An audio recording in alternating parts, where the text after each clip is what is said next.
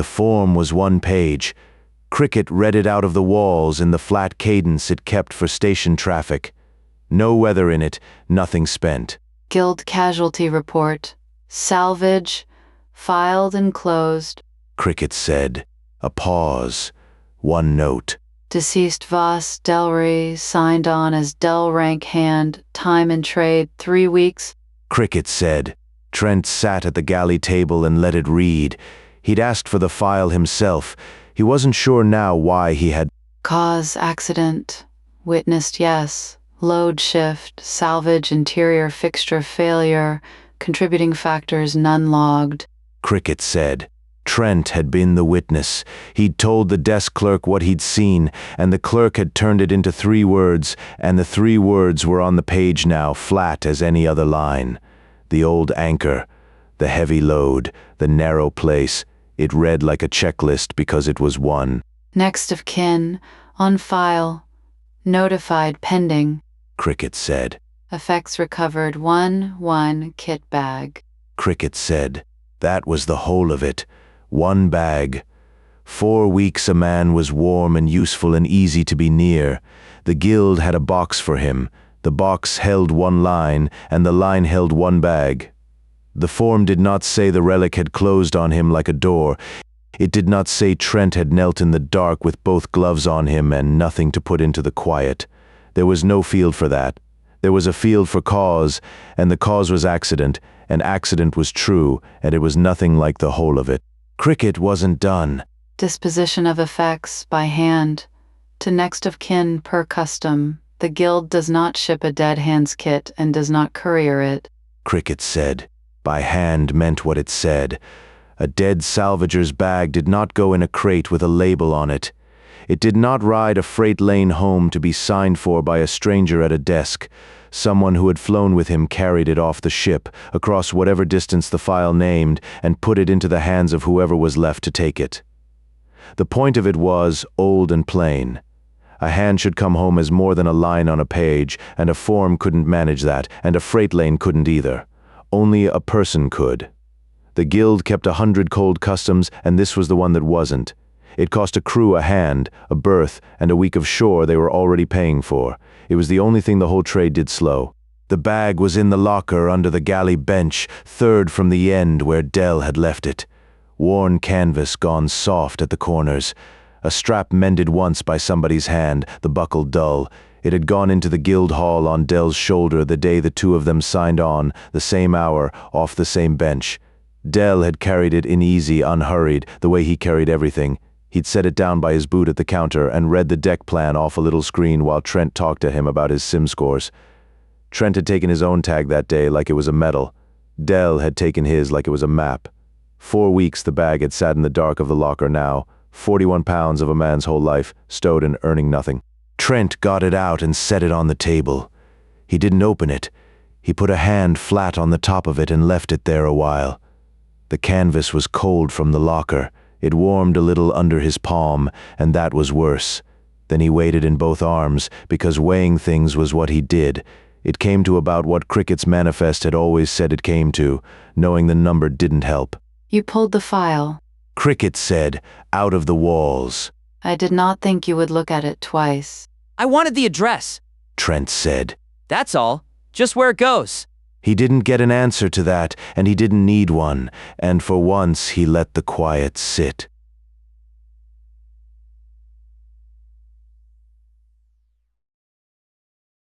Colvane took a crew back the way it took everyone back, turning incurious, the great slow ring holding its floor against the dark. The DeadLight sat in berth 40 with her torch cold. Stand down, the guild called it. After a crew lost a hand, it was made to stop, a week tied up, no tag, no job, the ship breathing dock air while everyone aboard worked out how to be a person again. It was meant kindly. It was still billed. Because rest cost the way everything out here cost. A berth was metered by the shift and metered hot, and the meter did not ask why a hull sat idle. Berthing fees ticked like fold fuel, steady money spent to go nowhere. Even grief had a rent. Trent walked the hall while the meter ran, because he couldn't sit in the ship with the bag on the table. The guild hall on Colvane was a counter, a wall of contract tags glowing in their slots, and a dispatcher who did not look up. He knew the place. He'd been handed his whole life across that counter, 4 weeks and a lifetime ago. He hadn't known about the other wall. It ran the length of the hall opposite the tags, and it was not lit to be looked at. Ship names, a date beside each one, row on row of them, some fresh and some worn down to nothing, hundreds of hulls that had gone out past the lamps and not come back. There was no story on any of them, just a name, and the year the guild stopped waiting on it. The old ones near the top were scoured to a shine, read so many times by so many hands that the letters had gone. The bottom rows were still black and sharp. There was room left below them. Somebody had left room on purpose. Nobody had built the wall to be read. It was only the place the count was kept. He found the sparrow's dew near the bottom, the paint on it still bright. Somebody had already put her up. He stood there a while and looked for Dell. There was no Dell. The wall was for ships, and Dell had not been a ship. Dell had been a hand, and a hand got a form, and one line, and one bag. The wall didn't have a place that small. Back aboard. The galley was quiet in the way shore made it quiet. The drive note was gone from the deck, and the plates sat still and dead under his boots. On a burn, the quiet meant everyone was asleep to the same steady weight. This wasn't that. This was a crew with nothing they were required to do, and nowhere they were being carried, and it sat on them heavier than any watch. The empty seat wasn't a burnwatch absence now. It was just shore leave that nobody was taking. Ofa had gone down to the warm, low market levels where the crowds didn't press on her. Remo had stayed at his cold boards, because that was where Remo stayed. Sable sat with a coffee gone cold in front of her, and Sarn stood, because the benches had never once been built for 7 feet of Keswick. Dell's bag was on the table where Trent had left it. Sarn looked at it, and then at the crew, and when he spoke he set each word down whole. The kit goes home before we ship out again, by hand to his people. That is the custom, and I will not break it on him, Sarn said. Nobody answered right off then Trent, because he had never in his life let a quiet stand, and because for 4 weeks there had been nothing in front of him he could pick up and mend. I'll take it. I'll carry it home myself, Trent said. It's a bag and a name on a file. Point me at the next of kin and I'll have it in their hands and be back before the meter even notices I'm gone. He heard how fast it came out of him. He kept going anyway. I'm good for this one. I'm quick. I don't lose things. I can find one address on one station, Trent said. Let me do the one thing. It came out of him like all his talk came out, fast and sure and too much of it. But under it, this once was something that wasn't bravado at all. For 4 weeks he had been a man with his hands full of nothing. He couldn't cut the anchor that let go, he couldn't lift the load off Dell in time, and he'd tried, they'd all tried, and it had changed nothing. This he could carry, this had a start and a finish, and a place you set it down. Sable watched him over the cold coffee a moment before she said anything. It's a long way to carry a small thing, hun, Sable said. She didn't say no. She went back to her cup and let it be. Sarn considered the boy the way he considered anything once, and the whole way through. He did not tell him the bag was heavier than it looked. He did not say that carrying a dead man's kit home was work a green hand should not go asking for, or that the ones who volunteered fastest were the ones it cost the most. He looked at Trent and at the bag, and at whatever the 4 weeks had put into the kid's face. Then it's yours to carry, Sarn said. That was all of it. He turned and was gone forward. Trent stood over the table with both hands on the bag and didn't lift it yet.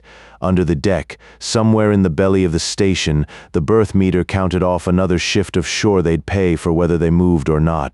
He didn't hear it, or he chose not to. He had a place to carry a thing to now, and a person waiting at the end of it, and that was enough to be going on with. He picked the bag up. It was heavier than the number had ever made it sound.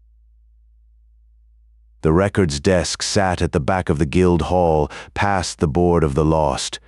Trent had the bag over one shoulder. He had carried it 3 days now, and it had started to feel like part of the arm. He gave the desk Dell's name and asked for a next of kin address. That was the whole errand. A name, a berth, a habitat to walk the bag to, and then the thing was carried and done, and he could stop. The registrar pulled the file without looking up. She was gray and unhurried, and she had the patience of someone who priced grief all day and had run out of ways to be moved by it. Voss, Dell, 1 kin on file and it's off station, The registrar said. Address reads Harns Reach. I'll print it, if you mean to make the trip. Trent took the slip, Harns Reach. He didn't know it, but he knew the departure board, so he went and read the whole board twice, top to bottom. Harns Reach was not on it. He came back and asked the desk why a habitat wouldn't be on the board. The registrar told the terminal to check. It checked. Harns Reach, ring habitat, decommissioned. She read off the screen. Power down 6 years. Registry closed. No forwarding filed. Trent stood with the slip in his hand. Dell's file had sent him to a place that had been dead since before the two of them ever sat on the same bench. He read it again. The way you read a number that comes out wrong, hunting the mistake that has to be in there somewhere. That's not right, Trent said. That's a typo. That somebody keyed it wrong. He had people, he told me. He had a whole plan, a boat, people he was doing all of it for. Nobody at the desk looked surprised. That was the part that got under him. The registrar had heard it before, and off to the side, where the room ran out of ceiling for him, Sarn had heard it before too. The captain had come along the way. He came along to most things now, quiet and present, and taking up the doorway. He said one thing. Half the trade signs on to be unfound, Sarn said. A man lists a dead address so nobody comes looking for him. It is not a mistake in the file.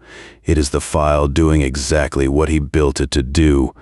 He said it whole and slow, each word clear and separate, and he did not say any of it twice. Then he was quiet again. He did not tell Trent to let it go. The registrar turned a form around on the desk and laid a stylus across it. There's a custom that covers this. The registrar said. Kit that can't be delivered goes to the crew auction. Salvagers buy a dead man's gear, and what it makes goes to the bereavement fund. It's honest, and it's quick, and no one in this hall thinks the less of you for it. You sign here, and you've done right by him. Trent looked at the form. It was a good form. Everything printed on it was true. Sign it, and the bag became a number, and the number became somebody else's fuel and somebody else's start. That was a clean thing. Dell, of all people, would have understood a clean, useful thing. He didn't pick up the stylus. No, Trent said. Then, because one word had never once been enough for him, no. He carried this into this hall the day we signed on. Somebody knew him before it was a bag full of nothing. I'll find out who Dell actually was, and I'll put it in their hands myself. That's the custom, isn't it? By hand? The registrar glanced up at Sarn the way people looked to a captain, to call his crew off a foolish thing before it cost anyone a week. Sarn didn't call him off. He looked at Trent a moment and at the worn bag on his shoulder. Something moved behind the flat gold eyes and was set aside where the crew couldn't reach it. You've stand down owed you, Sarn said. 10 days of it, the berth is paid through the week either way. That was all of it. It was not permission, and it was not an order. It was a man moving a fixed thing. The schedule, the fees, the clock, a half step to one side so the kid could walk through the gap. Trent knew enough by now to hear it for what it was, and to not thank him for it out loud. He shouldered the bag and went to find where a dead man had kept the rest of his life. He worked it like a wreck. That was the one thing Trent knew for certain how to do. You didn't feel your way through a salvage. You read it, one piece at a time, and you let the pieces tell you what the whole thing had been. So he spread the bag out on his bunk and took inventory. Cocky about it, a man good at his job with a job in front of him. A change of clothes worn soft. A multi-tool, a good one, the kind you buy once and keep. A pay stub folded down into quarters, a pawn ticket, and a flat, stiff envelope, which he left for last. The pawn ticket had a stall number stamped on the dock rim. Trent walked it down between shifts. The rim was all cold light and cargo noise and men who didn't meet your eye. He found the broker at the far end, a thin man who bought and sold the things spacers ran out of money holding. That ticket's 4 years stale, but I keep the book. The broker said. Redemptions, forfeits, all of it going back. Give me the name. Del Voss. Trent said. The broker ran a finger down a ledger older than the ticket and stopped partway. No Del Voss. The broker said. Got a Delry, though. Delry Voss. Pawned a nav watch 4 years back. Redeemed it 8 days on. Paid the interest and didn't argue it. He was in and out of my stall for years. Trent turned the ticket over in his fingers. It said Del. The book said Delry. He had signed on as one thing and lived as another, and Trent knew, because everyone in the trade knew, that half of them did exactly that. You picked a shorter name at the desk and left the old one wherever you had left the rest of it. Del had named a bar once, too. Their second night on the bench, offhand, a low-rim place called the Long Shift. He'd said the drink was bad and the company worse, and he'd grinned while he said it. The way he grinned at most things. Trent had forgotten it clean until now. He went down and found the place exactly as bad as promised. The bartender remembered him without being asked twice. Delry, sure, quiet fella, always tipped fair, the bartender said. In every dock call for years. Had the one drink, wired his money off, and went. Never stayed for a second. You could set a clock by him. Wired it where? Trent said. The bartender wiped the counter and didn't hurry. Off station, same code every time, 10 years running, the bartender said. A man sends money to the same place that long it isn't a debt. Debts get paid off and stop. That was somebody he had. Trent went back to the bunk and unfolded the pay stub, slower now. Guild wages, a routine run, the numbers small the way they were always small. At the bottom sat an allotment line, a standing order, a slice cut off every wage he ever earned, routed out to a destination code. Trent didn't know the code. He knew it wasn't coal vein, and it wasn't a bank, and it wasn't going anywhere Del himself had ever gone. The stiff envelope he opened last, alone, with the drive note humming up through the deck and nobody in the room to perform any of it for. 2 things were inside, a medal, cheap, stamped tin, the kind a habitat school hands out by the crate on a field day. It was years old, and under it a drawing. A child's drawing kept dead flat all this time. The old creases pressed carefully back out of it, crayon. A house with too many windows, a green field. 3 stick figures holding hands, and a yellow sun over them with every last ray drawn in. Trent turned it over on the back. In a child's fat, careful letters, it said, "For Uncle Del." He sat with that a while, and he didn't fill the quiet, which wasn't like him. Then he made himself pick the noise back up, because the quiet was the worse of the two. He talked it through to the empty bunk room, low, just to hear the shape it made. He's got a sister, Trent said. Kid's got an Uncle Del, so there's a sister up wherever this money's been going. He took the destination code to the records desk and asked it what it was. Green March, the desk told him. A private garden habitat, off the trade lanes, the sort of place that grew its own weather and didn't rent it out by the hour. Comfortable, green, the clean opposite of every rim he'd ever stood on. The allotment named a payee too, a Kell. He looked up the relation code hung on it, and it came back one word, and the word was sister. So there it was, read off the pieces the way you read a hull, a man with 2 names and a dead address on his file, a green moneyed habitat a fold away, a sister named Kell who had a child who'd once drawn him a son, and Delry Voss quiet, tipping fair, wiring his whole working life off to her 100 credits at a time, every dock call for 10 years and never once staying for a second drink. Trent folded the drawing back along its old creases, gentle with it, and laid it on top when he packed the bag. It made a kind of sense to him, standing there, the good kind, the kind he still believed the universe mostly ran on. A man loved somebody and spent his life saying so the only way he had. He booked passage to Green March that night and slept better than he had since the burn home. The letters were at the bottom of the bag, under the spare seals and the socks, tied in a bundle with a bootlace. Trent almost left them.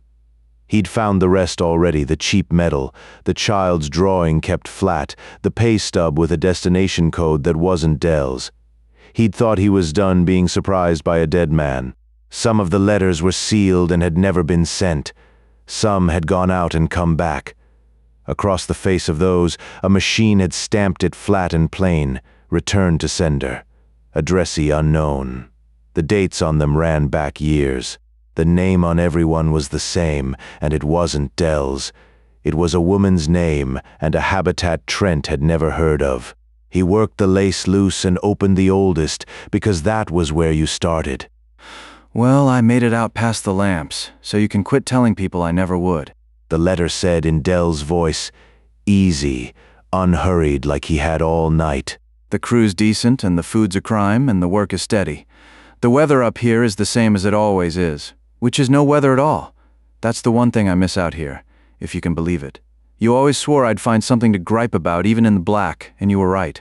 Trent read it twice. It was addressed to a stranger, and it was the warmest thing he'd heard in a month. He opened the next one.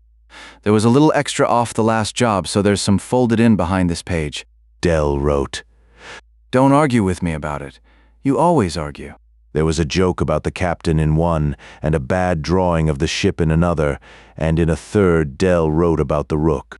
I've been on the Cormorant near 3 years now, and she's the best boat I've crewed. Old and slow and honest. There's an oar rigger aboard who's decided to teach me the deep work whether I want it or not. The things you can't learn in a yard. I'm finally good at something, sis. You'd hardly know me. Trent held that one a while and did not do anything with his face. They asked after her, the letters in the plain way you ask after a life you're only guessing at. Write me back sometime. Dell wrote in one, Tell me if the little one's walking yet. Tell me anything. I'm not fussy. There was no answer folded in behind any of them, because none had ever come, and Dell had gone on writing to the quiet as though the quiet had written back. He opened the ones that had come back. They were later. The stamp ran across Dell's own handwriting like it had never been meant to reach anyone at all. I've been putting a bit by every run. Dell wrote in the one that landed hardest. This one was a good one. There's more than usual in with it. I know things have been tight for you, they won't be. Not while I'm working, and that's a promise I'm proud I get to make. Buy something that isn't practical, for once in your life. Do it for me. Trent set that letter down on his knee and did not pick up another one for a moment. The rest were the same, and got worse for being the same. Weather that wasn't there, a little folded in behind the page. The kid, growing on him. Run after run, year after year, half of it stamped and sent back unopened, and the other half sealed and never sent at all, and no way now to tell which of those was the sadder thing. He never complained. Not once, in any of them. That was what Trent kept snagging on. A man could write his whole life into a room with nobody in it, and never let it show that the room was empty. He tied the bundle back up with the bootlace. He knew where the money went now. He knew the name, and he knew the habitat, green and well off, and a long way from any anchorage. He'd carry the bag there himself. That was the custom. By hand. Green March was 2 transfers and a slow local out from Colvane, and Trent talked the whole way. He talked to the bag, which he'd set on the seat beside him like it had paid its own fare. He built the speech and took it apart and built it again. I'm sorry for your loss. He was a good hand. Everybody liked him. Then he'd decide that was wrong and start over. He talked about you all the time. He hadn't. There'd been no talk. There had been letters, which was a different thing and a worse one. This was what Trent did with a fear. He filled it. A silence was a hole in the floor, and he talked across it until he could stand on it again. He'd done it since he was a kid in a gray block. He did it all the way out. By the time the local eased into Green March, he had said the thing 4 ways and settled on none of them. Then the doors opened, and he stopped, because Green March shut him up where his own nerves couldn't. It was green. terraces of it climbing away under a soft ring of light, water running somewhere because somebody had decided it should. The air moved, it smelled of growing things, it had weather. A cool, damp breeze came over him on a schedule. He thought of the letter, no weather at all. The one thing I miss, and had to stand still a second before his legs would take him off the platform. Her door was down a path with plants on both sides that somebody watered by hand. He'd rehearsed the knock the whole ride. When it came to it, he stood too long in front of it, then knocked anyway. The woman who opened it was comfortable in the way the whole place was comfortable. Well kept and unhurried, a life with no grit worked into it. She looked at the young man and the worn bag and waited politely for the stranger to account for himself. If you're selling something, we're happy enough as we are, She said. I'm not selling anything. Trent said. My name's Trent. I crewed with Delry Voss. He watched the name go in and find nothing to hold to. He'd be your brother. Something moved in her face then. Not grief, the recognition of an old thing taken down off a shelf. I did have a brother named Delry, She said. a long time ago now. I'm Ansa Kell. It was Voss, once. You'd best come in off the step. You've come a long way to stand on it. Inside was more of the same ease. A table set for people who'd be home later. A child's shoe by the door, a life that was full and full of other things. She moved a cushion so he could sit and offered him something to drink, and he said no, and then he told her because there was no shape of words that made it smaller. He died 4 weeks ago. Trent said. On a run. It was quick. An accident. A load shifted. He didn't. And he kept going, because stopping was not a thing he knew how to do. He didn't suffer any. It was fast. I was there. I want you to know somebody was. I'm sorry. Ansa said gently, and she was. I truly am. But I think you should know I hadn't spoken to Delry in a long time. I thought he was already gone, if I'm honest. Years back. Trent looked at her. He wrote you. He said. For years, he sent money. She was quiet a moment, and then she understood, and a small tired regret went over her, the kind you feel for weather in another habitat. There was money early on, She said. I sent it back. I told him I didn't need it. I'd married. I'd moved up here. I was fine. She said it plainly, not defending anything. And then I changed my name, and we moved again. And I suppose the letters just stopped coming. I thought he'd stopped. I thought he'd done what half of them do out there, signed on to be a stranger and stayed one. I never knew he kept it up. He kept it up. Trent said. His voice had gone flat, which was new for it. Every run, he put a little by every run and folded it in behind the page. He wrote you about the weather. He wrote you he was proud he could send it. I never needed it. Ansa said. She wasn't cruel about it. She said it the way you'd tell a man his map was for a road that wasn't there anymore. I tried to tell him in the beginning, and then I didn't. And then it was years, and I'd stopped thinking about him at all. The money had gone out of that man like heat off a hull, run after run, into a cold that never once warmed by it. The woman it went to had been warm the whole time. She had not known to feel the draft. Trent set the bundle of letters on the table between them. He didn't trust what he'd say if he explained them, so he just put them down. Ansa picked them up. She turned the top one over and read the stamp across her brother's handwriting, and then the date under it. And for a moment something threatened her composure and did not quite take it. I'll keep these, She said. She didn't reach for the bag. The bag was a stranger's bag, full of a stranger's spare seals and socks, and it meant nothing to her, and she was already, gently, without meaning any harm by it, moving on. She would keep the letters. It would not be enough, and it would be all there was. Trent stood up. He picked the bag up off the floor by its worn strap. Right? He said. Okay, well, He was still talking. He hadn't stopped talking. I'll let you get on. You've got people coming home. He heard the edge come up under it and couldn't get it back down. That's good, that somebody's coming home. She saw him to the door and said she was sorry again, and she meant it. And that was the worst of it, because she had done nothing wrong that anyone could name, and it hadn't changed a thing. Then he was back out on the path in the watered green with the programmed breeze going over him cool and damp and the bag in his hand, and he was angry. Not at the dark. The dark hadn't reached for anybody this time. He was angry at a green habitat with weather in it. He was angry at a woman who'd sent the money back. He was angry at a whole shiny universe that had let a good man spend his life buying something nobody needed and hadn't even had the decency at the end of it to make the spending mean a thing. He held the anger, and he carried it, and he did not put it down. The transit back to Colvane ran the same tube he'd talked the whole way out through. He had narrated the ride to Green March end to end, the fares, the green light, what he'd say, how he'd say it. He did not narrate this one. Sarn sat across from him and said nothing either. He had come along and waited outside the whole hour, the way a captain does, and asked nothing when Trent came back out with the bag still on his shoulder and his mouth shut. Trent watched the green habitat fall away in the port, then the black. He had Dell's kit bag between his boots and one hand on the strap. The way you hold a thing so it can't be taken. He didn't let go of it, he didn't talk.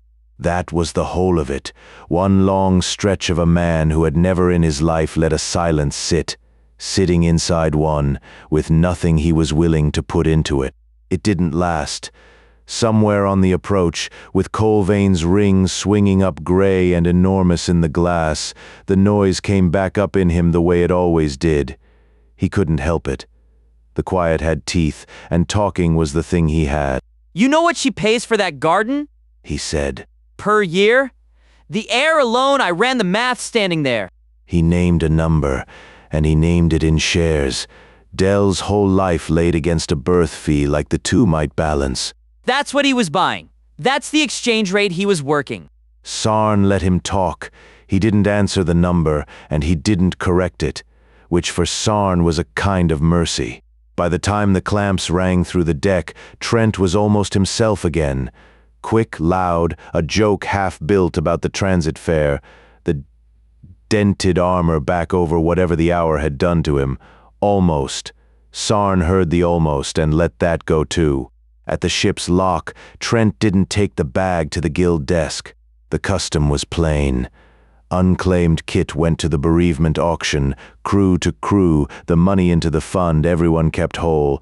He'd have told you the custom himself an hour ago. He carried the bag past the desk instead, down into the ship, and put it in his own locker with his gear and shut the door on it. He didn't say why. Nobody was there to ask but Sarn, who had followed him down as far as the passage and stood a moment in the doorway. Sarn saw the bag go into the locker. He saw it and said nothing about it. Not that night, not after. Go on and turn in, he said. I've got the log.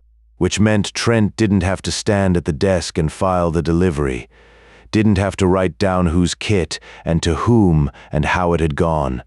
Sarn would sign it in himself, in his own hand, closed and done, and no auction would come asking after a dead man's bag. It was the only thing he offered. He offered it the way he offered everything, as an order, so it couldn't be refused or thanked. Trent went below. The bag went with him, and stayed. Back at Colvane, the guild hall did what it always did, which was very little.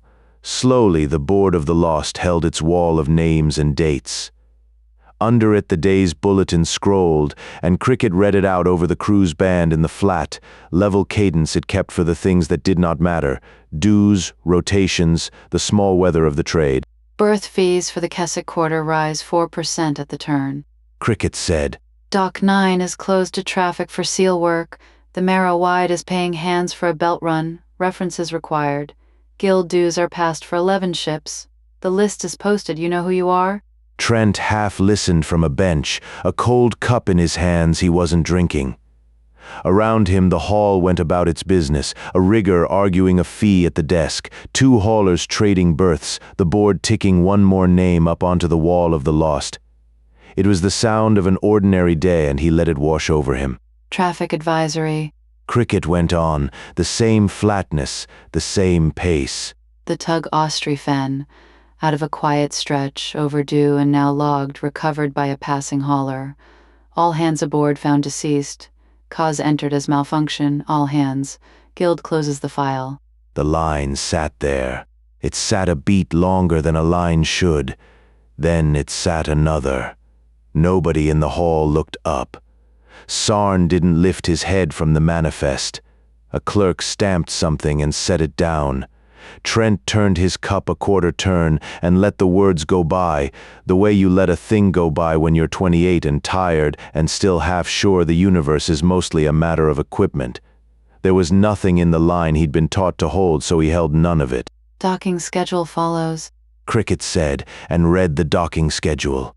The day closed over the line and moved on. Sable had a corner of the hall to herself, an old habit, her back to the bulkhead, the room laid out in front of her. She had the fragment in her pocket, where it lived now, and she had noticed a thing about it she hadn't told anyone, because there wasn't yet anything worth telling. It was cold. Not cold the way metal is cold. Cold the way a small thing stays cold in a warm room, working the wrong direction, taking the heat instead of giving it back. She'd held it long enough now to be sure it wasn't her imagination and wasn't the season. So she did the small, careful things she did with any part that behaved wrong. She laid the back of her hand flat to the bulkhead and held it, and felt the hall's dull warmth come up through the plating. Then she closed her hand on the shard and felt the difference. There was a difference. There was always a difference. By the door hung a maintenance strip, the kind that read out bulkhead temperature for the SEAL crews. She read the number off it. Then she palmed the shard against the same plate a while and read what it did to the number, and the number fell. She wrote both figures down in the little book she kept for parts that owed her an answer. One number and under it another, and a date. It was nothing yet. It was a reading off a maintenance strip in a guild hall. The sort of thing a careful hand jots and forgets. She looked at the two figures a while and did not forget them. She didn't say anything. She wasn't ready to be wrong out loud, and she was less ready to be right. She put the book away and the shard back in her pocket against the cold that came off it, and sat with the room in front of her and kept her own counsel the way she kept everything.